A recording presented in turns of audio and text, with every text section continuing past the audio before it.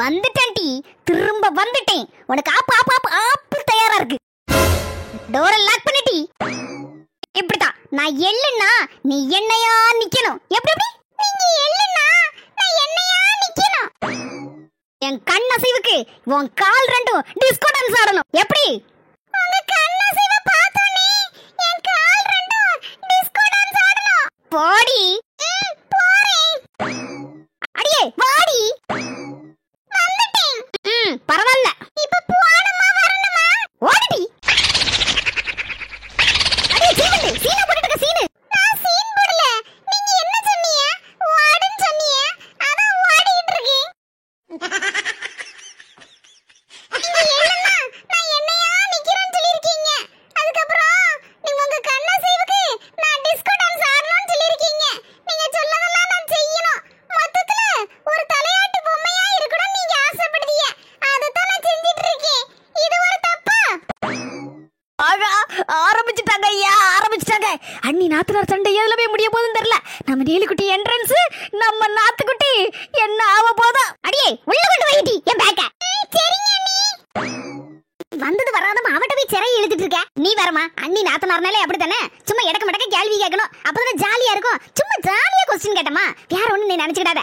என்ன வேணா நடக்கட்டு, நமக்கு இட்லி மட்டன் குழம்பு தான் முக்கியம். இப்படி போனோம்னா நீலிக்குட்டி மூஞ்சம் உரும்பா. இது சரிப்படாது. பொறவசரடி போய் நாத்துக்கிட்ட அப்படின்னு ஐசாட்டு ஒரு 10 இட்லியும் மட்டன் குழம்பு வாங்கிட்டு எஸ்கேப் ஆயிட வேண்டியதான். என்ன வேணா நடக்கட்டு, நான் சந்தோஷமா இருப்பேன்.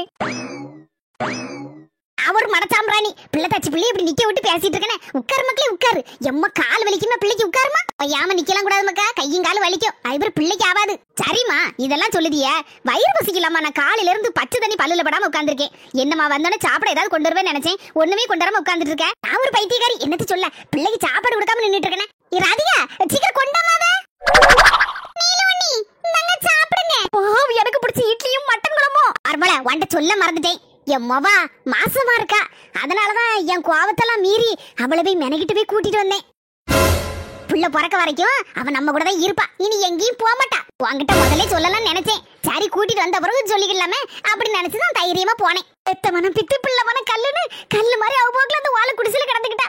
அப்படி நானும் இருக்க முடியுமா? சேதியை கேட்டோன்னு அடிச்சு வரட்டு போயிட்டேனா. ஆசமா இருக்கான்னு தெரிஞ்ச பிறவும் கோவத்திலே என் பிள்ளையவே பார்க்காம எடுக்காம அவளுங்க கூட்டிட்டு வரலன்னு வச்சுக்கியா. 4 பேர் 4 விதமா பேசுவோம். நாக்கப்படுங்கிற மாதிரி 4 பேர் என்ன 4 பேர். என் மனசு கேக்குமா?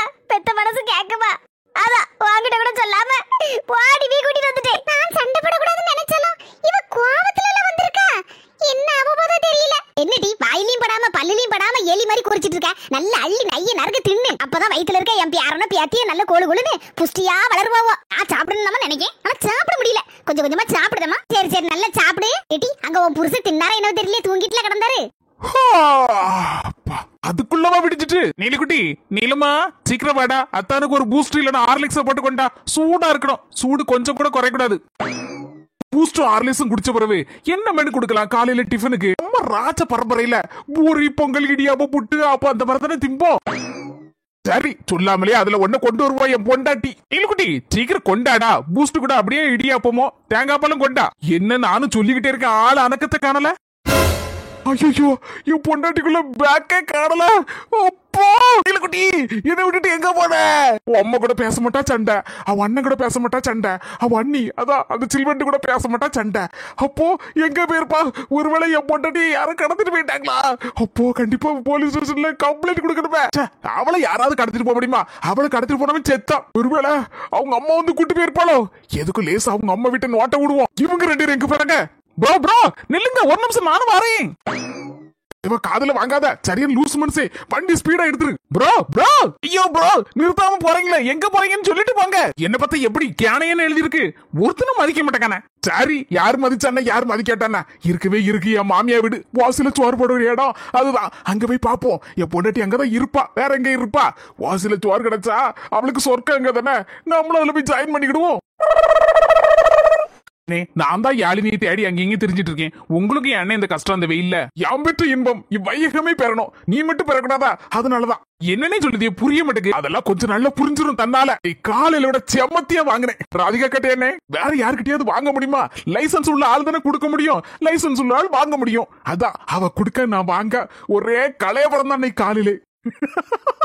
என்ன இதுல ஒரு பெருமையானே மேய்க்கிறது எருமை, இதுல என்ன பெருமைங்கிற மாதிரி இருக்கு. மத்தியா என் பெற்ற இன்பத்தை நீங்களும் பெறணும். மத்தியா அடியே வாங்கணும்ல எல்லாரும் பண்ணிக்கிட்ட, அதுக்கு தான் கூட அப்படி வாரேன். நீங்க வரனே எல்லா ஒய்ஃபும் ஹஸ்பண்ட் அடிக்க வேணே செய்தாங்க. இப்போ எல்லாரும் பொத்தாம்பதோ சொல்ல முடியாது. யார் யாரு வீட்டுல நடக்குமோ அவங்களுக்கு தெரியும். வீட்டுக்குள்ள 4 சுவத்துல அடி வாங்குறது யாருக்கு தெரியும்? நிறைய பேர் சொல்லாம மறைப்பாங்க. ஆனா என்ன போல ஆள்கள்லாம் மறைக்க மாட்டான். நாங்களாம் வெளிப்படையா இருப்போம். எப்போ அதான் டப்பு டப்புன்னு சொல்லிடுவேன் எத்தனை அடி வாங்கினேன், எப்படி எல்லாம் வாங்கினேன்னு. இதுல இன்னொரு காமெடியான விஷயம் என்ன தெரியுமா? என் பொண்டாட்டிக்கு 2-3 அக்கா மாரு போனை போட்டு, எம்மா தாயே நல்லா இருப்ப, எங்களாலதான் என் புருஷனை கோவத்துல அடிக்க முடியல, நீ சந்தோஷமா அனுபவித்து அடிக்க, அடிமா அடி அப்படின்னு வேற ஏத்தி விட்டுருக்காங்க. என் பொண்டாட்டிக்கு கேட்கவா வேணும்? இதுல இது வேறையா? சரி, என் பொழப்பு நாய் பொழப்பு சிரிப்பா சிரிச்சு கிடக்கு, ஊரே சிரிச்சு கிடக்கு. 4 பேர் 4 விதமா சொல்லுதாங்க. ஒருத்தர் சொல்லுதாங்க எங்க அண்ணனை தர்பூசணி தலைன்னு அடிக்காதீங்கன்னு சொல்லுதாங்க பாதி பேரு கமெண்ட்ல. பாதி பேர் சொல்லுதாங்க நல்ல அடி நொறுங்க சாத்து அப்படின்னு சொல்லுதாங்க. எனக்கு சிரிப்பா இருக்கு, சொல்ல முடியல. ஏனே வாழ்க்கையை நீங்க எல்லாம் அனுபவிச்சு வாழ்ந்தீங்க, ரொம்ப சந்தோஷமா இருக்கு. உனக்கு சந்தோஷமா தான் இருக்கும். சரி, நேர வண்டியை பார்த்து ஓட்டு, எந்த பாதையில போகணும்னு சொல்லு. கன்னியாகுமரியில இருந்து வள்ளியூர் போற மெயின் ரோட்ல வந்தாச்சு. இங்க ஒரு பாதை போகுது, குறுக்கால ஏதோ ஒரு கிராமத்துக்கு ஒரு பாதை போகுது. எந்த பாதையோட போனாங்கன்னு தெரியலையானே. அவன்கிட்ட கேட்டதுக்கு இந்த இடத்த தான் சொன்னான். அதுக்கப்புறம் எப்படி போனாங்கன்னு தெரியல அப்படின்னா. இப்ப எப்படின்னே போவேன்? நேரா வள்ளியூர் நோக்கி போகுமா, இல்லன்னா அந்த குறுக்கால ஒரு பாதை போகுதுலண்ணே, அது ஏதோ ஒரு கிராமம், அதுக்குள்ள போகுமானே. ஏவா நேரம் அந்த குறுக்கால அந்த கிராமத்துக்கு போ. ஒருவேளை அங்க இல்லன்னு வச்சுக்கியா, நாளைக்கு நம்ம அந்த இடத்துக்கு வந்து இன்னொரு பாதை வழியா பிரிஞ்சு போவோம். அங்க ஏதாவது 2-3 ஊர்ல தேடுவோம். இப்படியே ஒரு வாரம் தேடுவோம், கண்டிப்பா கிடைச்சிருவாங்க. சரிண்ணே, அப்ப நேர போவோம், இந்த கிராமத்துல போய் பாப்போனே. எனக்கு என்னவோ இந்த ஊர்ல தான் இருப்பாங்கன்னு தோணுது. மனசுக்குள்ள ஒரு பச்சை சொல்லிக்கிட்டே இருக்கு.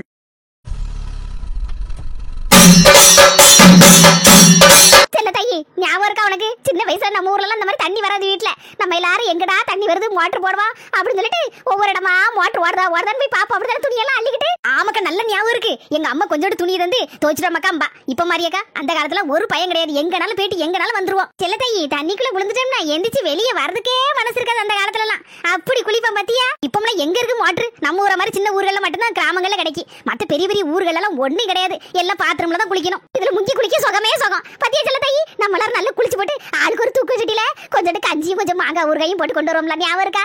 நமக்கு எப்படா சித்திரை மாசம் லீவ் கொடுத்துன்னு காத்திருப்போம் பள்ளியோடத்துக்கு. எம்மா ஒவ்வொரு தப்பு தப்பா போவோம். அப்பதானே மாங்காய் காய்ச்சி கிடக்கும். நல்லா எங்க இருந்தாவது கல்ல தூக்கி விட்டு எரிஞ்சு அந்த மாங்காவை எடுத்து கல்ல வச்சு உடச்சி அதுல உப்பு போட்டு அப்படி திம்பம்லக்கா. என்ன மாதிரி திம்பம் தெரியுமா? தின்னோட நாக்கெல்லாம் புண்ணாகும்ல, ஞாபகம் இருக்கா உனக்கு? ஆமா ஆமா, ஏன் ஞாபகம் இல்ல? நல்லா இருக்கு. அதெல்லாம் அந்த காலம். இனிமேலாம் வருமா இப்படி? அந்த காலத்துல எல்லாம் படிக்கிறதுக்கு நம்ம நடந்து போவோம். 2 கிலோமீட்டர் 3 கிலோமீட்டர்னு அப்படி போவோம். அப்படி ஆட போவோம், அங்க போவோம், இங்க போவோம். எல்லா இடமும் சுத்தாத இடம் கிடையாது. எங்க போனாலும் ஒரு பயம் கிடையாது. ஆனா இந்த காலத்துல அப்படியேக்கா போகும் வெளியே விடுறதுக்கே பயமாலாம் இருக்குக்கா. சவத்தை யாரும் நம்ப பத்தியக்கா, டிவில எல்லாம் போடுறது பத்தியக்கா, என்ன நினைச்சாலும் பயமா இருக்குக்கா. மனசெல்லாம் பதறுது அதெல்லாம் பார்க்கும்போது. உலகம் போற போக்க பார்த்தா அழிஞ்சிரும் போல இருக்குல்ல. அப்படிலாம் நடக்கு நாட்டுல. செல்ல தாயி, திங்கிறதுக்கு எதுவும் கொண்டு வந்தியா?